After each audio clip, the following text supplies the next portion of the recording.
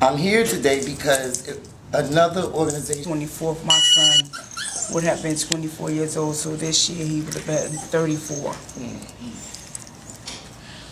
And it's hard for me. It's extremely hard for me. I shut down Sunday. They needed me to see them in person. I need to see their face. Oh, yeah, she made house business. Well, she didn't know that night is. That night, well, like 10 o'clock, they did a consultation with me and my other children. And it told me my daughter had less than a year to live. How do you digest that to go to your other kids to tell them that one of these children, so I didn't want to do that. I didn't want to go tell my kids that they said that she was gonna die within a year. So I called her, like, help me, I don't know what to do. I can't take this from them. And I had to let them know that she gonna die. You know, and we was praying and buying everything on the commercials that said it cured cancer and praying for a miracle. And they said a year. It came and ate her up in 4 months. 4 months. So, you know, we don't know what, time not on our side. It's never been on our side. So when I say that to say, live your life now more abundantly, because tomorrow is your last day. But yesterday was your last day. Today, time is up. Will we make it to tomorrow?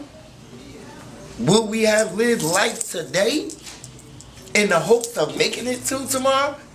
Everybody that was mad at us yesterday still mad at us today. And guess what? They're going to be even bigger mad tomorrow. Because you're going to wake up with the new blessings of God all over you. Drake, we so take things for granted. Waking up is a miracle. People are in ICU battling for their lives. People opinion, they like assholes, everybody got one. That's it, that's all. I'm not going to be a hostage to nobody no more because I let them rob me of living while I was alive. Because they going to love me when I'm dead. The minute they say DOA, That's it. everybody, oh, I was just with her. The story comes out the wood frame the minute you die. So live because you're gonna die, not die while you're alive. Come on, y'all, let's get this eat. Who gonna say the prayers and the blessings? Oh, how you said when there are 2 or more people, you are present. Father God, we come to you to say thank you. Thank you for the traveling mercy for everybody that's coming and that's gonna leave. Thank you for the transition of what you have prepared for us tomorrow. As we are your children, we ask that you nurture our mind, body, and soul with the food that we have. Bless the hands that prepared it, and may they prepare me. Now, anybody else to agree with you, the more you learn. The next class that's gonna be is gonna be amazing. It's already ready. It's already ready, and it's gonna be amazing. And I can't wait. But God gonna give me enough time for me to put it. Not the 30th. That one's gonna be at 728 Bourbon Street. But the one that me and the manager here is gonna put on the calendar, I pray and hope y'all come back, and I hope everybody brings somebody else with them, because the next one is, like I said, it's just sitting there waiting for me to direct it. But we have to do better. I love myself right now more than I ever loved me before, because nobody taught me how to love myself. Along with her, my mother not knowing how to teach us how to love ourselves, she was mentally abused.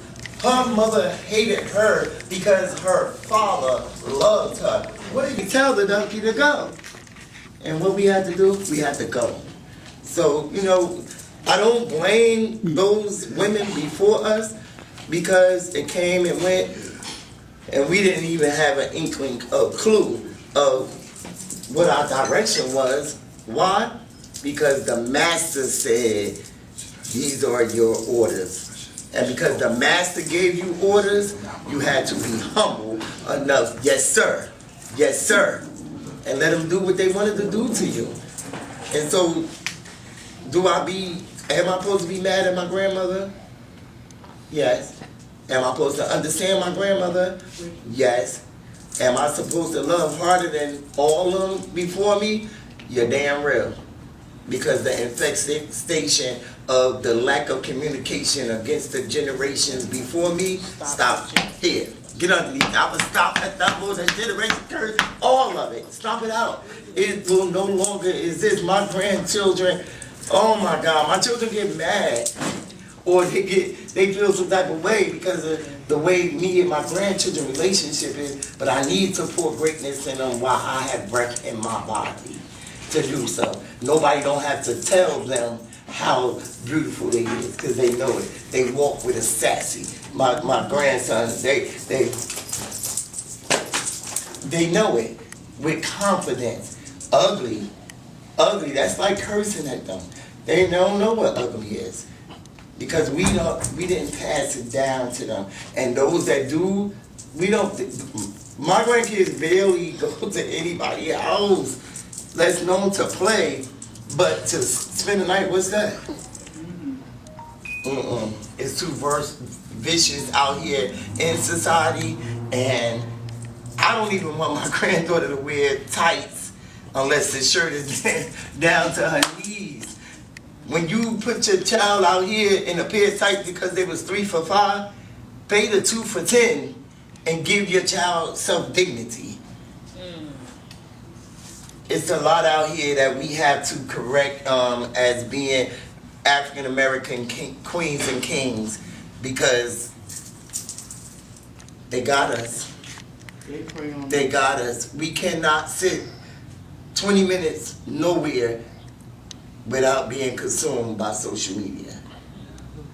That's the reality of life that we live in now. Social media is the babysitter. Social media.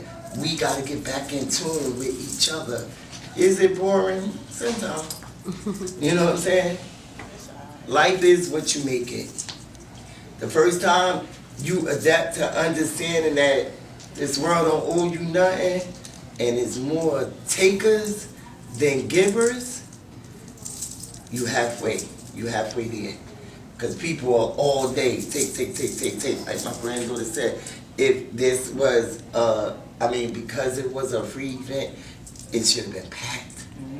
When you put a price tag on it, everybody have an excuse on why they can't attend. And it's true.